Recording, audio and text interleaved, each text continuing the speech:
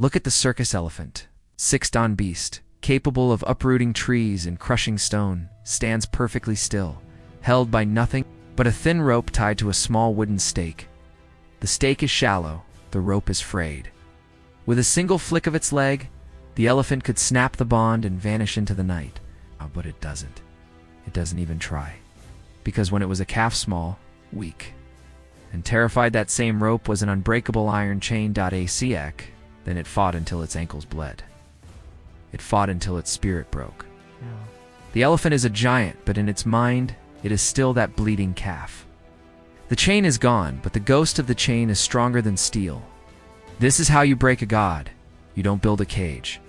You teach the prisoner that the cage is inevitable. Your brain is designed to seek patterns to keep you safe.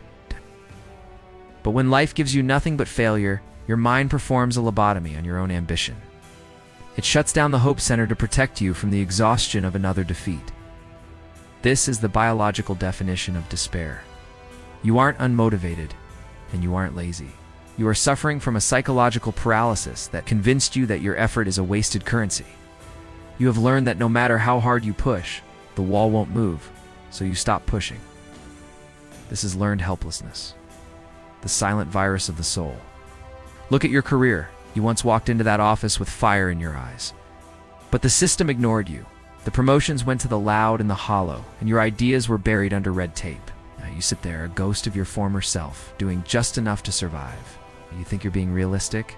No, you're just the elephant staring at the stake. You've forgotten that you've grown, but the stake hasn't. Look at your toxic relationship.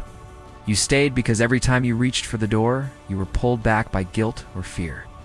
Now, even when the door is standing wide open, you don't move. You've accepted the cold as your natural climate.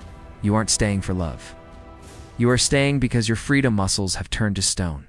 The most terrifying thing about learned helplessness is that the sky usually clears long before we dare to look up. We keep flinching, even after the whip has been dropped. You're not a prisoner of your circumstances. You're a prisoner of your history. The first step to freedom is the most painful one. You have to tug at the rope.